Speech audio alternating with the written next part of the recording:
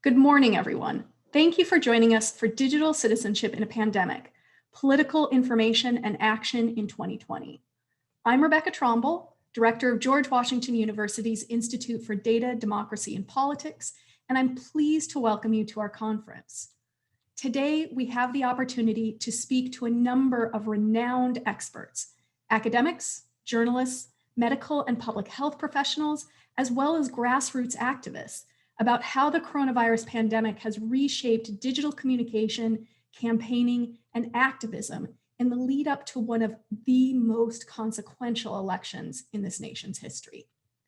We will discuss the challenges of fact-checking political claims in real time, the targeting and impacts of disinformation on communities of color, potential post-election violence being organized online, and much, much more. However, before we begin our first panel, I would like to invite you to watch a few remarks from George Washington University's president. Good morning. I'm Thomas LeBlanc, president of the George Washington University, and I'm pleased to welcome you to today's event, hosted by GW's Institute for Data, Democracy, and Politics. During these past several months, the pandemic and presidential election cycle have put digital politics front and center, and our university has been leading research and conversations that shed light on the developments that are defining our lives and changing the course of history. Our Institute for Data, Democracy, and Politics is dedicated to combating the harms that arise from online spaces in these critical moments, helping the public, journalists, and policymakers understand digital media's influence on public discourse while developing sound solutions. Perhaps, now more than ever, this work is vital. In the short time since its creation, the Institute has worked on investigative pieces with journalists, hosted events with policymakers and academic experts, and become a force for fact-based information in a sea of misinformation.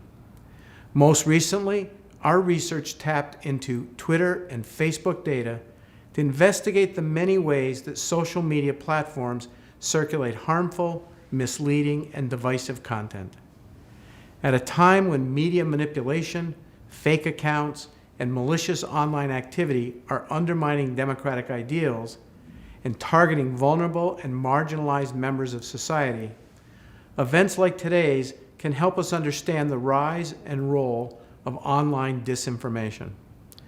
They also help us consider the impact of digital trends on local politics and examine how discourse about COVID-19 itself is reshaping American politics as we approach a U.S. presidential election that is only weeks away. At GW, we are committed to a teaching and research mission that creates new knowledge and has a positive impact on the world.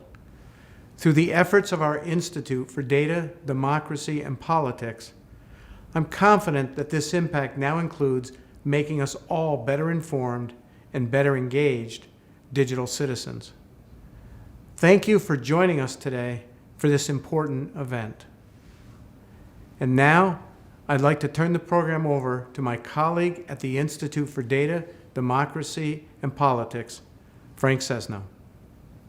Thank you, President LeBlanc, and thank you to all who are joining us today as we gather virtually, obviously, amid a pandemic confronting the disparities it has made worse, challenged by the racial reckoning that we all know so well, now just days from an election that has so divided this country.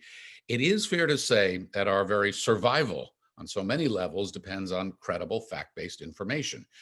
And yet this kind of information is under siege as never before. We're awash in disinformation, conspiracy theories, threats, demonization, deliberate misstatements of fact. And it comes to us, all of this, from foreign adversaries as well as national leaders, in person, on the air, across social media. Now, those who seek to inform the public honestly, accurately, must compete in this brutal information ecosystem. So how do they confront it? What should they cover? What should they ignore? What should they fact check, and how? What works? What gets through?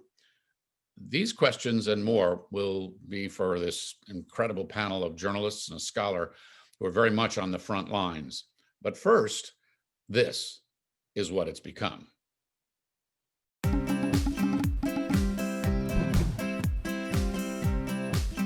What I'd love to have is a crawler at the bottom of the screen, a fact checker. If it's off by 1/100%, it's like I end up getting Pinocchios, right? It took us 828 days to get to 10,000, and we're already up to 20,000. We rate claims on a scale from true all the way to pants on fire. We're the people at the dinner party who are annoyingly precise and analyzing your every word. Don't even try to say every or always, because it's usually never every or always. We had an avalanche of lying from President Trump. We have a higher deficit with China now than we did before. That was the case 2 years ago, but not now. And I'm okay with electric cars too. I think I'm all for electric cars. I've given big incentives for electric cars. He's actually tried to eliminate programs to encourage their manufacture and sale. What Biden said about President Trump is not that quite cut and dry. Most modern presidents have one big false or misleading claim that is inextricably linked to their time in office. But President Trump doesn't just have one. There are more than 400 claims he has repeated more than 3 times since taking office. And some of those he's made literally hundreds of times. Nearly 1 in 6 small businesses have closed this year. This is accurate about closures overall, but it needs a little context. We rate that partially true. We rate that as misleading. We rate that as inconclusive. We rate that as false. I've actually said to the fact checkers, you better fact check yourself. Where do you get your facts? Who are the fact checkers? We don't know. Angie Drobnik-Holan is editor-in-chief of PolitiFact. Hi, Angie. Angie, I think you're muted, so if you unmute yourself. Hi, Frank. There we go. Hi, Angie. Good to see you. Ethan Porter. Ethan is assistant professor at George Washington University School of Media and Public Affairs, researcher with the Institute for Data, Democracy, and Politics. Thanks for joining, Ethan. Great to be here, Frank. Okay, and Mara Liasson, award-winning national political correspondent for NPR, one of the most respected voices in political journalism. Welcome to you, Mara. Hi there. Let's go to the questions now. And Angie, I'd like to start with you. You are editor-in-chief of PolitiFact. You were a reporter on the PolitiFact team that won the 2009 Pulitzer Prize for national reporting. So you know this well, you do it incredibly well, and you've been doing it for a while. So the question for you, pandemic and politics have collided here in really an unprecedented way. What kinds of things are you finding yourselves confronting at PolitiFact as a result of that collision?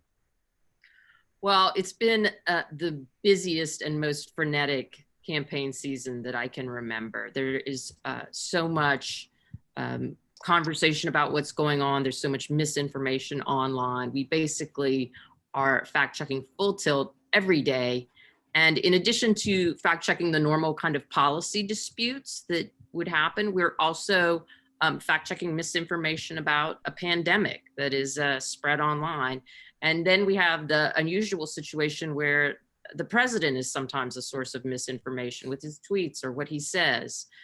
So lots of fact-checking going on, and facts are really in dispute right now in ways that I haven't seen them in dispute in the past. Well, that video that we were going to see, which we didn't see, was going to be an intercut of many of the things that are out there, several of them being said by the President of the United States, and kind of this flood of fact checking.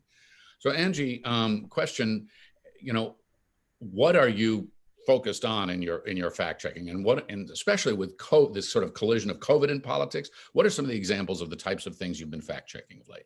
Yeah, well, some of the examples that we've seen from President Trump, he says we're the best country at fighting COVID, and he'll cite some statistics, but we're not. We're kind of like in the middle. We're not the worst, but we're not the best either. He suggested a vaccine is imminent when they are clearly still going through testing. And then we see things not repeated by Trump, but just online, a lot of misinformation about health. So things like mask wearing can be harmful. That's not true. There's no evidence to suggest that. Some things we've seen are young people are immune. They are not immune.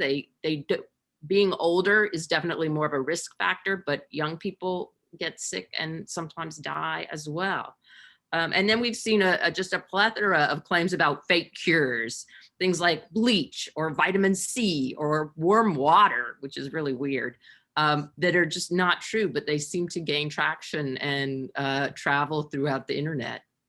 I've also heard from doctors directly, Angie, about weird stuff that's out there. Segments of, I had one doctor tell me that he had a patient come in who told him that he'd seen online, literally had seen online, African Americans can't get COVID, which of course is not only horribly not true, but contrary to the painful fact that African Americans, people of color, are getting sick and dying in disproportionate numbers. Are you fact checking that stuff too? That kind of just junk that's out there? Yeah, we're basically fact checking everything that we can fact check. Now, what happens is this is a new disease. And so scientists, the best science and evidence has been building up since we started. So, there are questions about who is most affected. And then we run into like the things that we've always dealt with is that we have a healthcare system that has racial disparities and income disparities. So people are not always getting the best care. And then we're trying to figure out like, what is going on with this disease? It has a lot of strange symptoms that are not, that can be different for every person. We've noticed that people have very different health outcomes. Some people get over it quickly and some people die. And then you have the range of outcomes in between. But it does seem to be a disease that's impacting communities that have already been under stress. So the African American community, the Latino community. So it's like, so just to wrap up, it's a new disease and it's coming into an American society that already has a lot of healthcare disparities. So it's very complicated. Ethan Porter, your research focuses on disinformation, fact checking, the effects on public understanding. Your next book, False Alarm, the truth about political mistruths in the Trump era. So we'll cut to the chase on all of that. Now, as Angie was pointing out, we've got this infodemic of COVID misinformation and disinformation. At the same time as we have a president of the United States who's himself actively spreading it. So my question for you, you just contributed to a debunking handbook, which describes itself as a quick guide to responding for misinformation. So let me ask you to kind of weigh in first on the kind of work that Angie's doing and the efficacy of fact checking in an environment such as this. Right. So there's no doubt that we're living in a world with worrisome amounts of misinformation. The good news is that groups like Angie's and Angie's group in particular are actually really effective at what they do. Fact checking, insofar as we're talking about reducing beliefs in misinformation, can be really effective. So if you go onto the PolitiFact website at any given day, you'll see exactly what Angie's talking about. You'll see they're fact checking everything. They're fact checking false viral Facebook posts. They're fact checking statements by Donald Trump. And my research has shown, and the research that I've done with my collaborators has shown, that fact checking makes people more accurate, that people who are fact checked come to believe the truth. That's the good news. The worrisome news, and sort of the flip side of that, is that maybe not enough people are consuming fact checks. That sometimes the people who spread most of the misinformation, the people who believe the most of the misinformation, don't go on to fact checking sites on their own accord. I think that's the challenge, right? When people see fact checks, people become more accurate. What journalists, what media leaders, and what political leaders need to do is focus on getting the fact checks to the people who need them. Ethan, could you back up just so that people really are clear about this? In your research, when you say fact checking works, what have you found is the effect on people? Does it correct their impression? Does it change their opinion? Does it alter their behavior? Sure. So there are many different possible effects of fact checking. So the first effect, the first order effect, you might think has to do with whether or not people believe the fact check or do they believe the mistruth. Earlier research was skeptical that people would believe the fact check. Working with a team of co-authors now for years, what I've shown is that people believe the fact check more than they believe the misstatement, which is to say that fact checking pushes people's factual beliefs in the accurate direction. That's true on average. It's not true for everybody, right? So usually when I tell people this, they say, oh, but I know somebody who doesn't respond to fact checks. And that may be true. But on average, people respond to fact checks by becoming more factually accurate. That's exciting news. As for the other possible effects of fact checking, such as changing people's political beliefs, changing people's voting preferences, the evidence for that is less definitive. It seems oftentimes that fact checks don't change people's political attitudes, but it does seem, fact checking does seem to change the factual veracity of people's beliefs. Let me come over to Mara Liasson. Mara, you've covered, I think by my count, 8 presidential elections now, something like that. Oh, you're muted. You're muted, Mara. Can you unmute yourself? I'm unmuted. I was just about to say it feels like 800. Yes. Yeah, well, I'm sure it does, especially now. You were NPR's White House correspondent during the Clinton presidency, I should point out. So you've covered the White House sort of from the belly of the beast. What we're seeing now is like nothing we've experienced before. How would you say the kind of misinformation around this pandemic, which provides this kind of very unstable floor of everything else that we're experiencing right now, its overlap into politics affected the way you're covering politics this election cycle? Well, the pandemic is the #1 issue. It's been completely politicized. To say it overlaps, I think, isn't even strong enough. It's completely melded and merged. The pandemic and the election are one thing. The pandemic is a metaphor. Masks are a metaphor. Donald Trump, you know, his experience with getting COVID is to show how strong he is and how he feels 20 years younger. That you could say, or feels as good as he did 20 years ago. You could say that's a piece of misinformation, that COVID makes you feel better. You know, so to me, it's completely merged. So to me, covering the pandemic and what politicians say about the pandemic is the same thing, is one and the same. It's inseparable from covering the election campaign. But how do you decide, Mara, how to balance your coverage and how to frame the coverage? So if the President of the United States says something that is either incorrect or highly disputed by less experts, if Angie and PolitiFact fact check say it's wrong or something like that, how do you decide how to cover that? How much attention to give to that? Yeah. Well, it depends. You know, there are a lot of different ways. I used to make a joke that back in 2016, when the president said something that was outrageous or broke a norm, like I want to punch that protester in the face, what was I supposed to do as an objective journalist? Go out and interview someone who's pro-punching protesters in the face and then interview someone who's anti-punching protesters in the face? That's ridiculous. So now what we do is we try to get the fact check as close to the statement of misinformation as possible. I mean, you see it on television when the chyrons are actually fact checking the person as he's speaking. That's something you can do on TV. But in radio, we often do a truth sandwich. I don't know who came up with the truth sandwich originally. The idea is you don't just let the president say something and then say, but experts say this is not true. You set it up by saying the president falsely claimed or claimed without evidence XXX. You have him say it because he is the president of the United States. Whatever he says is by definition news. And then you come out of it and you explain why that's not accurate. So that's one way we do it.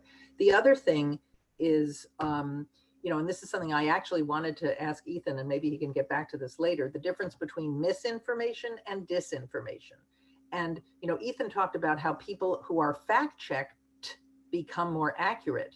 That sounds like they made a mistake or they gave misinformation. But there's a whole universe of people, including the President of the United States and many, many parts of the Republican universe that do not respond to being fact-checked because they don't care, because they're pushing disinformation. In other words, intentional falsehoods for a political purpose.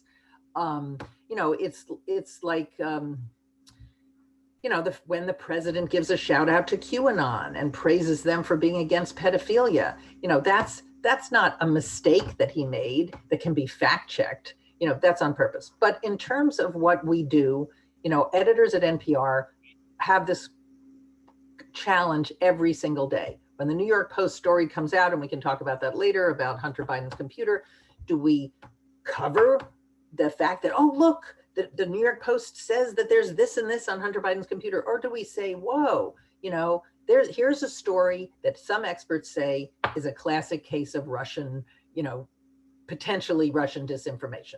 So what did you do?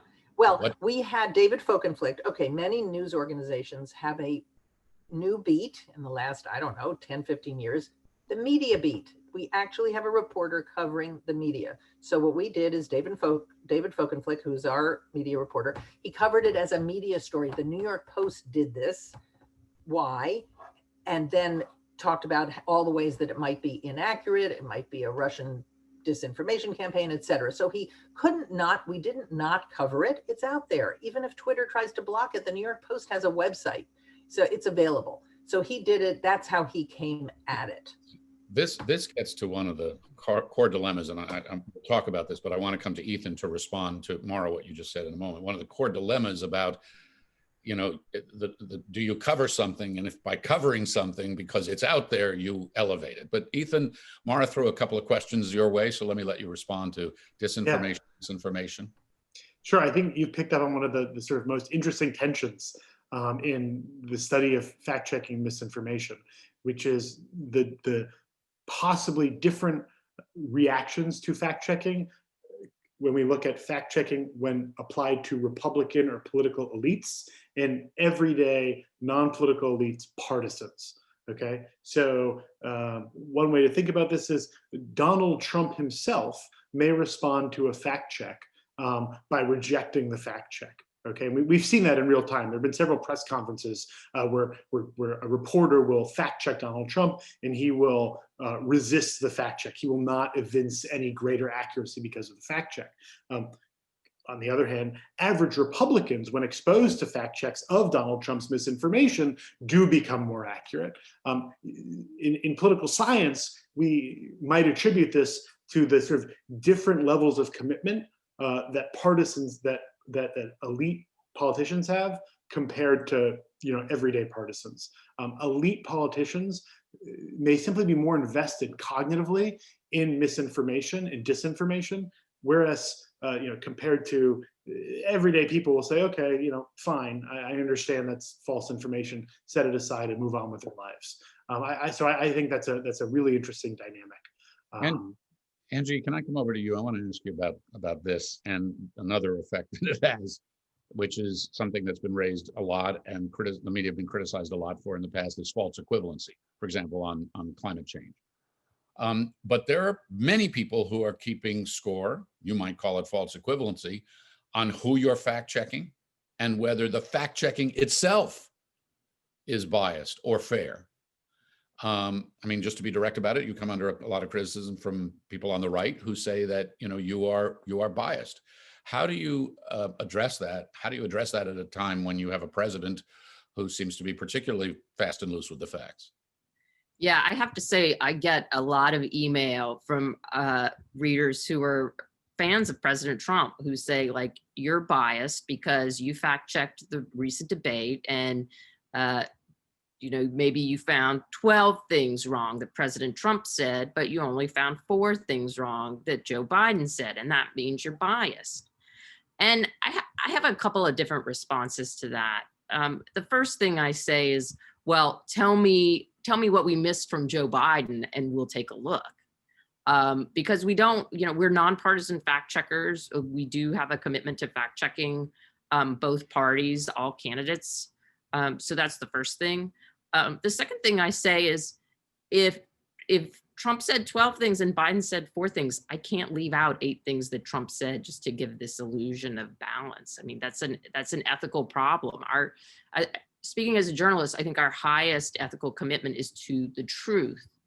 And if it appears biased to some members of the audience, well, I mean, that's kind of just the way it goes. We can't sacrifice our commitment to accuracy and completeness of our reports to make things look other than they are. We do have a published methodology of fact checking where we talk about how we go through sources, how we evaluate claims. We are human beings, so there is some subjectivity to it.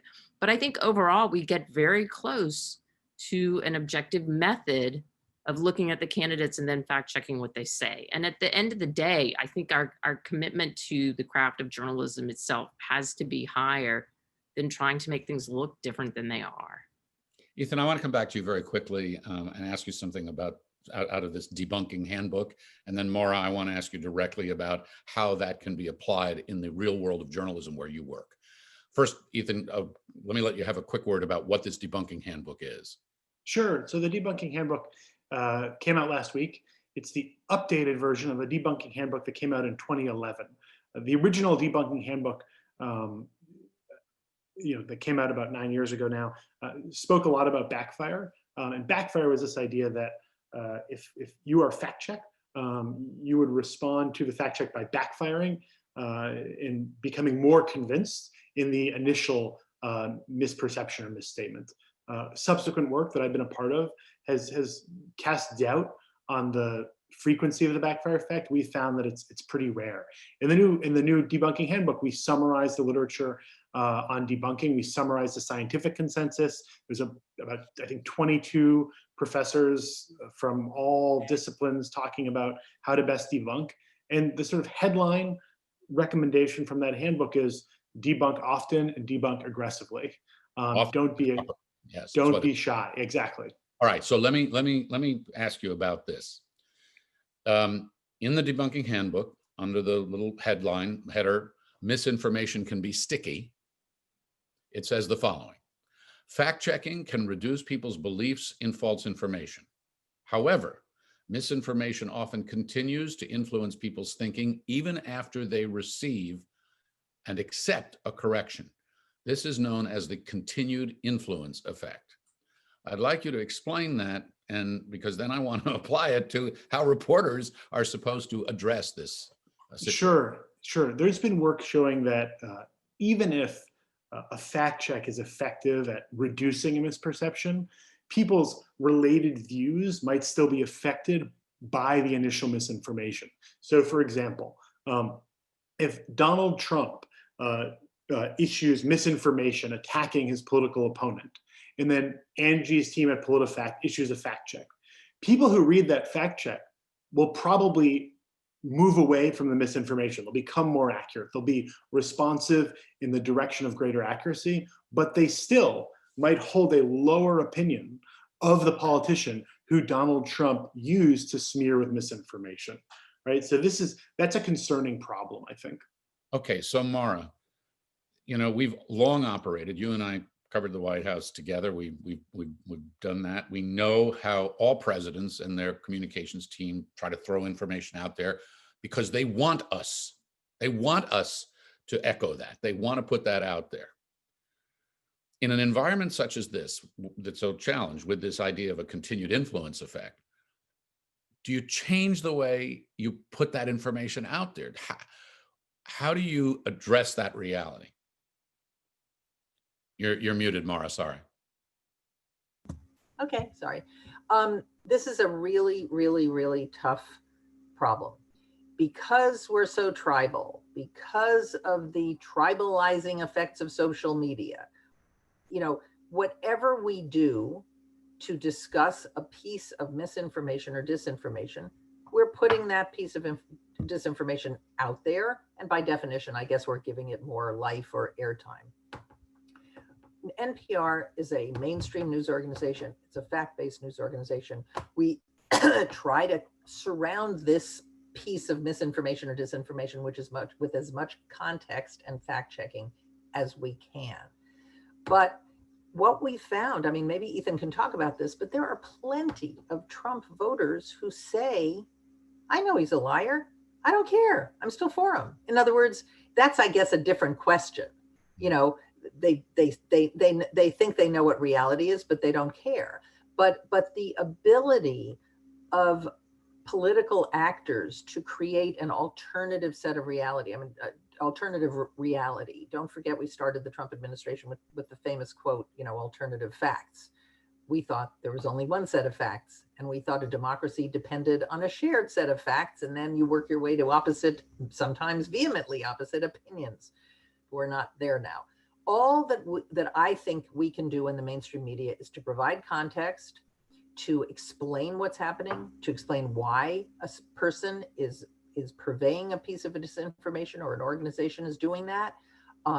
That's all that we can do. I think the notion that we could somehow not disseminate it as if we can control it. I mean, the internet is uncontrollable. Social media is uncontrollable. This is really hard. And I think the thing that makes this even harder, and I know it goes without saying, but in 2016, most of the disinformation and misinformation was coming from the Russians or outside of America, sometimes in broken English.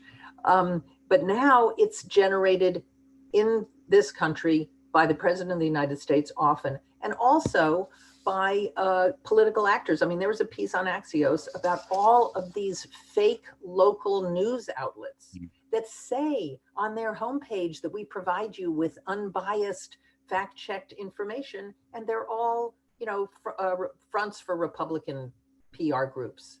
All right. This is what I'm saying. This is really, really hard. I don't have a great answer for you except for to just slog along and do our fact-based analytical thing.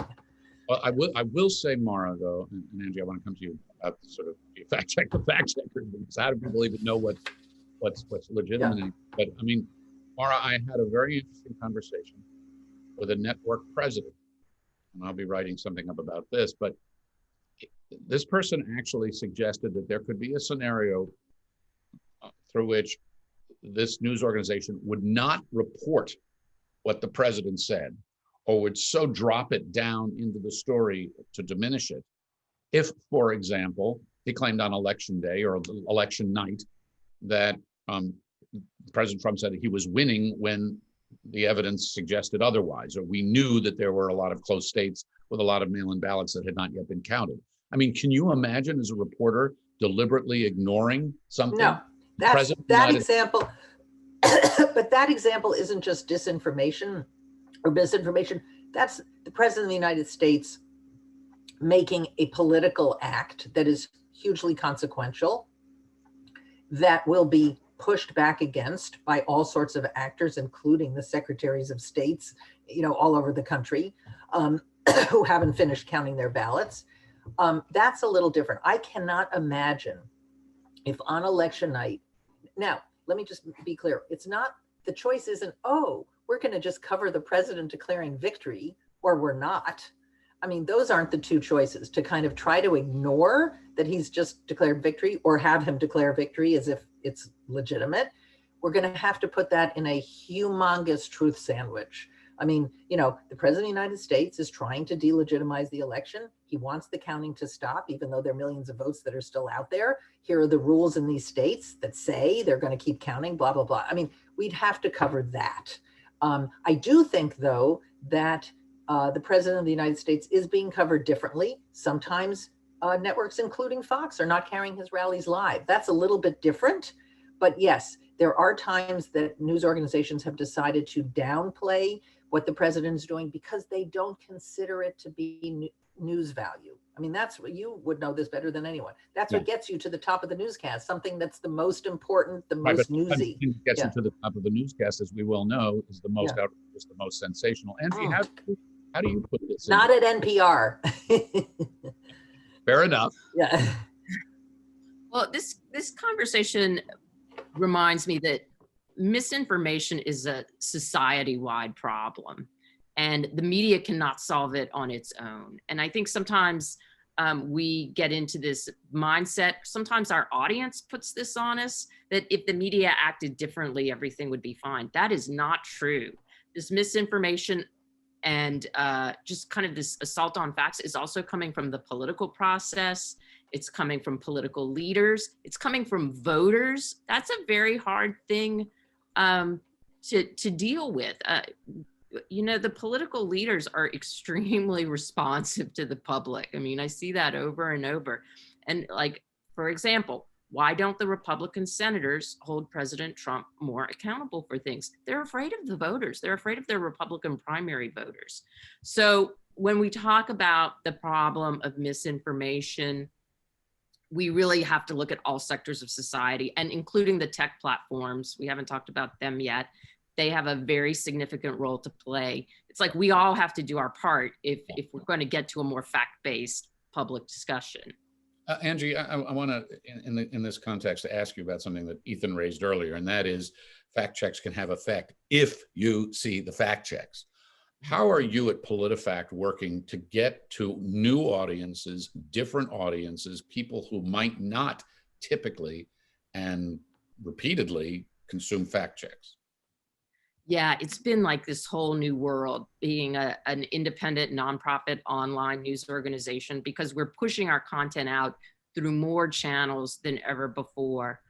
We email, we put them on Twitter, we put them on Facebook. We have partnerships with on the ground news organizations. We also partnered with Facebook. This has been a very interesting program where we fact check content on Facebook and then feed our fact checks back into Facebook. Facebook enabled this program. So then people who aren't looking for fact checking content, they come across something that's false and they get a little note that says, this content has been fact checked by third-party fact checkers, and those people are coming to us. We're also putting our fact check information on new platforms like WhatsApp. We have an alliance on WhatsApp right now. It's a program called Fact Chat, and we're doing things on TikTok. So we're trying to reach people wherever they are. One of the downsides of this, though, is the audience is highly fragmented. So you can't just do one thing and expect everybody's going to see it anymore. I mean, it's been a long time since that was the case, but it's really not true now. Oh, Angie, let me ask you this question. Have you had a conversation about a partnership with Fox News? We have not, although I would welcome that conversation if Fox News wanted to come to the table. I mean, it's a tough one, because like the Fox News example is very challenging because they are an independent news organization. They're doing their own work, but they also, I think it's fairly well documented. Ethan could speak to this in the research, that Fox News is often a source of misinformation. So how do you deal with that? Well, thank you very much. You took the question right out of my mind. To Ethan, to you, what about the role of Fox and certainly Breitbart and the other super partisan media outlets? And what about Angie's efforts to reach a wider, broader audience? What does the research indicate as to the success of that? I think Angie's efforts and PolitiFact's efforts are nothing short of heroic. I think everyone involved in fact checking is doing everything they can to make for a more factually informed based world, which is such a challenge in part because of media outlets that are interested in disseminating misinformation. This reminds me of Mara's earlier question about her point about observation, that certain people will say, look, I support Donald Trump. I don't care that he's a liar. I'm going to support him nonetheless. There are two studies that I've done that might shed some light on this. The first study was conducted live during presidential debates in 2016. We fact-checked in real time Trump's misstatements. And what we found was that people who were Trump supporters would respond to fact checks by becoming more accurate, okay?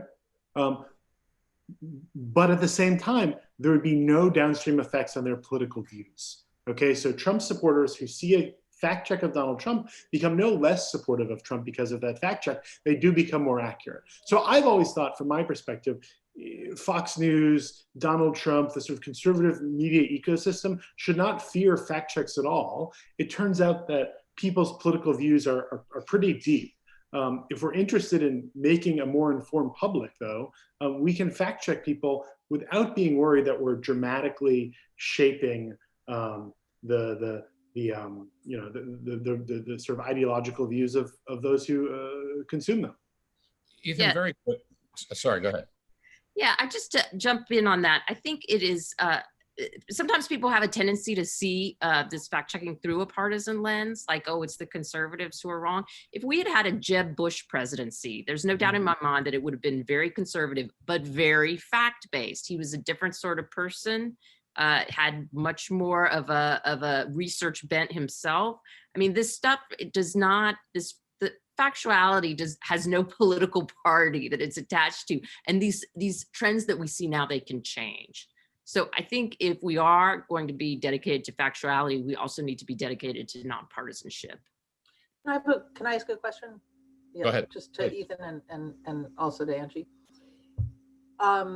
So you're saying fact checking actually makes a difference, might not make a difference in somebody's partisan leanings, but they accept the fact What have you done any studies or any work on a civic education curriculum that would include media literacy? One of the things that I always have felt is the reason why people have such a hard time telling the difference between fact and falsehood is because they're not trained to consume news in a critical manner. And if that could be, and we don't have civics education at all in the United States anymore, or hardly at all. But if that was part of a K through 12 curriculum that included media literacy and civics education and who knows what else, financial literacy, I mean, would that make a difference? Would if you have a more informed, sophisticated news consumer and you have to train people to be that, would that make a difference? Yeah, so I haven't personally done this research yet. However, there's a great paper that came out earlier this year, which looked at the effects of news literacy campaigns and did find indeed a positive effect. That news literacy messages distributed made people more capable of distinguishing fake news from real news. So I think there's a lot to be said for news literacy campaigns, and I hope the platforms get behind news literacy. And of course, I'm with you 100%. I hope news literacy and civics education comes to play a strong role in K through 12 education. Angie, thoughts on that? Yeah, I've seen an explosion in media literacy efforts over the past few years. PolitiFact is part of the Poynter Institute, which is now home to MediaWise, which is started off doing media literacy for teens and has now spread to media literacy for seniors. So I think that is absolutely needed. But, I think that's a new frontier for research. Mara, you were asking about whether it's proven or not. I think we're still trying to figure that out. I think the signs are positive, but I think more study is needed. And then what you said about civics not being taught in school, it's like, we desperately need more civics taught in school. I mean, the educational trends of the past few years getting away from civics and government is we need to get back to that because people need it, clearly. Media literacy, there's been some very interesting research on how people can consume information more and read laterally and do these other things. It actually puts quite a bit of work on the shoulders of the news consumer. You're going to need to take an effort, and you're going to need to take an effort consuming this information in the same way that you take an effort when you buy a car, you buy a mattress. You need to do your homework to know that it's going to last and be good and be something you can depend on. And that's not the way people have traditionally consumed information. So one hopes we're in a transition, but it's not going to be universal. Ethan, you want to say something about that? I just think that's such a great point. I spent a lot of time in class talking about different levels of cognitive engagement that we have. We're going to have to be, as Americans, more cognitively effortful when encountering news. I think this gets to Angie's point too. It's not just on media companies. It's not just on fact-checking organizations.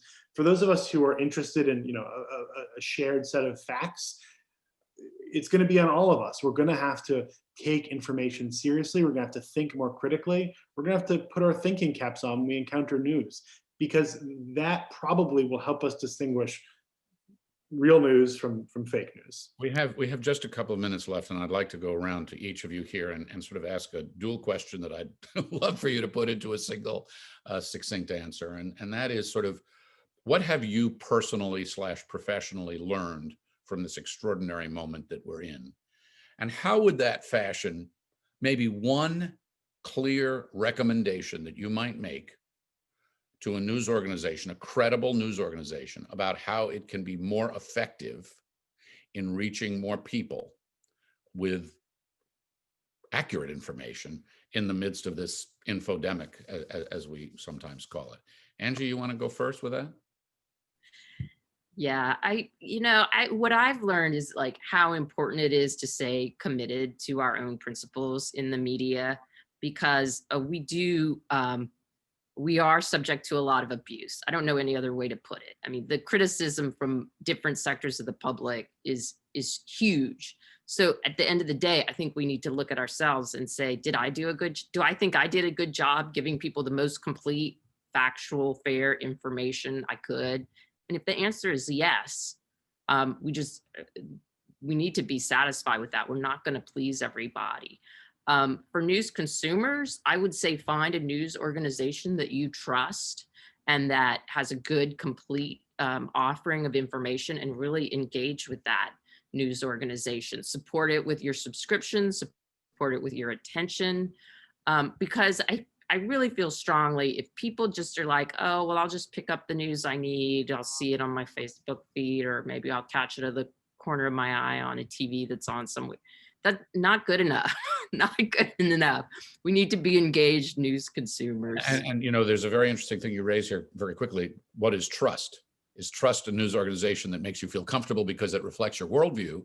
Or is trust a news organization that makes you feel comfortable because they explain what they're doing, they're transparent about their sources, they convey their professionalism, and that they make clear that they challenge everybody, you know, or anybody in a respectful but appropriate way. I mean, I think that notion of trust is also up for grabs. Maura, how about you? What has this moment in time taught you, and what would you recommend to a news organization to do a job better, like maybe your own? Yeah, look, this moment in time has taught me how fragile our democratic institutions are. And the first and foremost of them is the press and truth itself, without which and without a shared set of facts, you can't have a functioning democracy. So that's the big 30,000-foot view that's kind of scary. But I do think that news organizations like mine can continue trying as hard as we can to be exactly what you just described: transparent, challenging listeners, not making them feel comfortable. Too many people go to the media for affirmation, not information. And I also think that media organizations, all media organizations, should be involved in some kind of a bigger, educational effort, like what we were talking about, civics education, K through 12. There used to be the New York Times in the classroom. Remember that? There used to be these school editions of papers. Well, there used to be local organizations that could go into their local. Yes, locally would go into the schools. And, a whole generation of kids, more than one, thinks that you get your news from your Facebook feed. Like, that somebody else should curate the information that you consume every day. That's horrifying to me. So I would say that my media organization could do better, along with every other one, at training news consumers. Now, yes, I agree with Ethan. It's a burden. You're asking a lot of people. Maybe we're asking too much.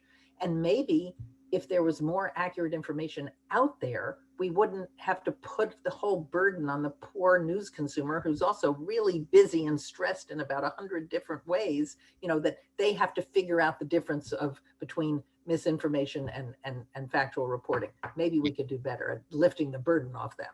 Thank you, Maura. All right, for the final word here, we come to the professor who has done the research. What's one takeaway you've learned, and what's something that you think news organizations could be doing differently and better?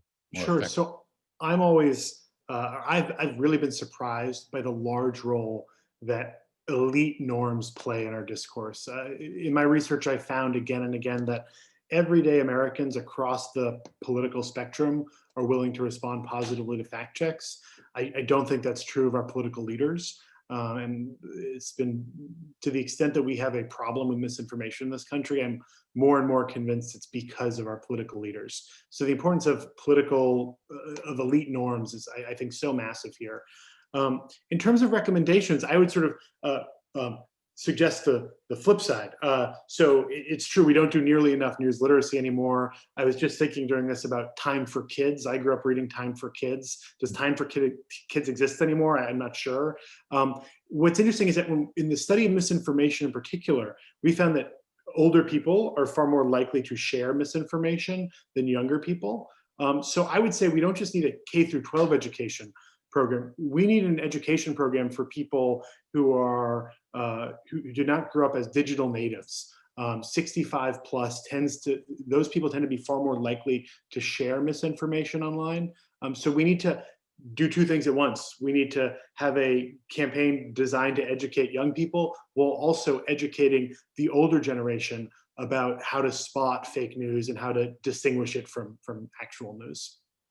Ethan Porter, Maura Liasson, and Angie Holland, thank you all very much. This has been a really interesting conversation. I hope both news consumers and news organizations have been listening, because we learn a lot both from the research and from the recommendations made. So thanks to you all. Thank you. So what role and responsibility should the journalist play, for example, when she or he has an audience of more than 55 million?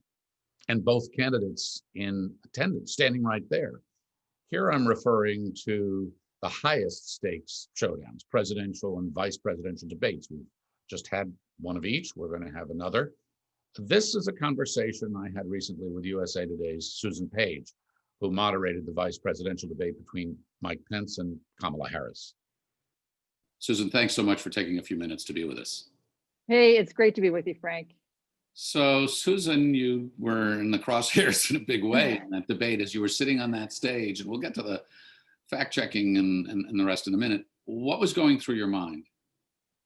You know, it's funny. When I walked on stage, I was a little nervous, but once I sat down and the candidates came out, I was completely focused on the three of us. And I was really unaware of anything else. I wasn't thinking about the audience that was sitting behind me. I wasn't thinking about the, by the way, 58 million people who were watching on TV. I was just really focused on the three of us on stage. And it was surprisingly intimate, even though we were 12 feet apart, which I thought might seem like a lot. It actually, you know, we were able to see one another. The only thing I was unable to see was the fly. You can see that now. Susan, what was the approach that you took going into this debate in terms of your role, if any, for calling out misstatements, misinformation, outright lies, misrepresentation? You know, I thought about that a lot beforehand. I talked about it with the folks at the Commission on Presidential Debates and with other people I respected. I thought it was different from doing an interview or being at a news conference. If I was doing an interview, I would have interrupted more often. I would have done more challenging in real time on facts and statements. I would have pushed a little harder. I didn't really think that was my role as a moderator of this debate. My role as a moderator of this debate was to pose a question I hoped was sharply drawn, narrowly drawn, to try to get an answer, and then try to have a situation where the two candidates debated one another, where they interacted with one another, where they challenged one another. I wanted it to be a situation where people weren't thinking about the moderator, they were thinking about the candidates. At a time when disinformation, misinformation are so prevalent, and from the campaigns and candidates themselves, what responsibility, if any, do you think a moderator has? I think journalists generally have a big responsibility. I think there was fact-checking, live, real-time fact-checking by USA Today, by the New York Times, by the networks. People were trying to keep a close eye on fact-checking, but I did not think that was the role of the moderator. Now, you know, other people may disagree. Other people might have handled that in a different way. If you had been the moderator, perhaps you would have handled it in a different way. But for good or ill, that was a deliberate decision on my part to try to make the debate a debate between them, not an interview by me. Are there ways, as you have now experienced a debate like this at such a heightened time, to hold candidates, debaters accountable in real time? Well, one of the things I think I might have done if I had to do it over again was to make a point when the candidate didn't answer the question I asked, which happened with both candidates, but especially with Vice President Pence. And I think I might have noted that in a more direct way. My thought was maybe the other candidate would be doing that. That didn't happen the way I thought it might. So I might have done that. But again, I didn't want people to come away saying, boy, that moderator was really tough. I wanted them to come away saying, that debate was really interesting and illuminating. Who was the moderator? Some have suggested, Susan, that one way to do this is to have an independent sort of panel of judges sitting in real time and fact-checking what the candidates are saying in a debate like this. And then that would go up on the screen. It might not come through the moderator, but it might go on a split screen or a crawl or something like that. What do you think about an idea such as that? So I'm all for innovation, and I think we ought to be open to trying new things. I think someone who wanted that experience had a number of websites they could have gone on to and been watching for fact checking in real time against the debate. But one of the things to keep in mind is you want this debate to come across as fair to both sides and as a chance for each side to make their case. And I worry that even an independent panel of judges sounds great, but what we found in this atmosphere is that everybody is seen as taking a side. And I worry that it might make the debate seem unfair to one side or the other. I do think it's important for people to have access to fact checking, but I actually think that is available now outside the parameters of the debate itself. Here's what we've heard, and we know that the research supports this, that fact checking does matter. People do absorb it. It does help them know what's right and wrong, presumably. They may apply that to their candidates in different ways. You said, how many people viewed your debate? 58 million, not that we're counting. So 58 million, mere weeks from a campaign, so this really matters. The traditional fact checking now is done sort of after the debate is over. But when you have an audience that size, Susan, do you think there's some higher purpose that maybe the Commission on Presidential Debates should achieve or seek in terms of the fact checking with an audience that's there right then? It's possible. There are different ways to approach things. I know that there are people who think the debates work well and people who think they don't work well, and people who think they are of no value whatsoever. I would disagree with them. One of the things that I thought was heartening about the debate I moderated was Axios did a poll after the debate of debate watchers and said, tell me one word that describes the debate you just watched. And the number one most frequent response was civil. And the number two most frequent response was informative. Mm-hmm. And that was precisely, if you'd asked me beforehand, what two words do you hope pop up to the top? It would have been those two words. So it's not a perfect system. People may need to go other places to try to fill out assessments of what the candidates were saying to look for fact checking. But that was the goal that I had in looking at this debate. There are those, of course, and you point out some of the conversation that's taken place online and elsewhere, but there's some who just say this whole kind of approach is outdated. Candidates come in with their talking points. They can engage in mis and disinformation. That can then be magnified, amplified through social media, and the entire format is dated and done. What do you say to that? So I would disagree. And I think that underrates the intelligence of American voters in assessing what they see. I think if you ask a candidate a question and he refuses to answer it, he dodges it, whether it's Joe Biden being asked about expanding the Supreme Court, or it's Mike Pence being asked about the peaceful transition of power, I think Americans look at that and say, boy, that guy is dodging that question. That's a question I would like to know the answer to. I think there is such a value in having the two candidates next to each other, side by side, making their case, giving voters a chance to see them, make their own assessments. That's not something, I love town halls, but that's not something that happens in a town hall. It's not something that happens in a paid political ad. And it's not something that happens in an interview with a friendly anchor from one network or another. It's something that happens only in one of these debates. And people who criticize the Commission on Presidential Debates may not understand what an achievement it is just to pull these debates off, just to convince the two candidates to participate. And that is especially true when one of them is the incumbent president. Yeah, it's a massive undertaking. Susan, was there a moment up there when you were sitting at that debate and you were hearing from the candidates when you just heard something that you just flat out knew was wrong or misrepresented, and you would have loved to have waved a red flag or something? No, but there were several times when I thought, they're not answering the question I asked. I spent a lot of time with a small team of folks from USA Today. There were 4 of us working on these questions and doing preparation for this. And we tried to hone questions that would be hard to dodge because they were narrow rather than broad. And the thing that I found most frustrating was when the candidates not only didn't answer the question, sometimes they didn't even address the topic at hand.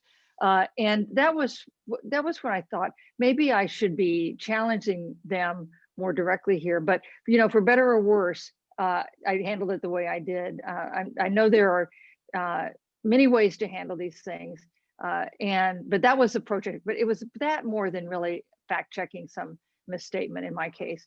I think with the first presidential debate, which of course was much more difficult to moderate and with much higher stakes, I think the fact-checking element may have been a little more important than in the vice presidential debate. Well, what would you have done in that debate then? I mean, well, I don't know. Right? Or would there need to be fact-checking at the presidential debate? Well, there needed to be a more civil exchange at the presidential debate, and in that first presidential debate, I think it was hard to even hear what the candidates were saying because there was so much disruption during it. So these are, these are challenging things to moderate and important and thrilling to do. Yes. All right. Here, last question. It's your opportunity to write the memo to the future. To future journalists or anybody else who would sit in that moderator's chair, to future producers of television networks who are broadcasting these things, to the future Commission on Presidential Debates.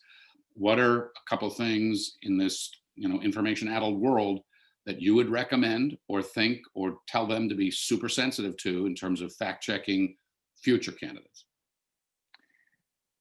I think we shouldn't, I think fact checking is important. I don't think fact checking is the main thing you do in a presidential debate. I think there's a great need for fact checking. We should have all the fact checking we can have. It's become a fundamental journalistic responsibility. But the goal of the debates, it seems to me, is a little different. The goal of the debates is to give American voters a chance to see the candidates, assess what they think, take the measure of their character, decide if they're answering the questions that they think are important. So I would not want the debates to be overtaken by the value of fact checking. As valuable as that is, I don't think that is a fundamental task of a presidential debate. Susan, thank you so much for your time, and thank you for doing the debate. Not an easy thing in this very challenging environment. Really appreciate your time. Hey, thank you, Frank. Well, this conference, Digital Citizenship in a Pandemic, is going to continue. We'll take a short break now and ask you to rejoin us in about 15 minutes. IDDP Director Rebecca Tromble then will moderate a discussion that will explore the impacts of COVID-19 disinformation on communities of color. Frontline public health experts and advocates will consider the cost and the consequences. So see you in 15 minutes.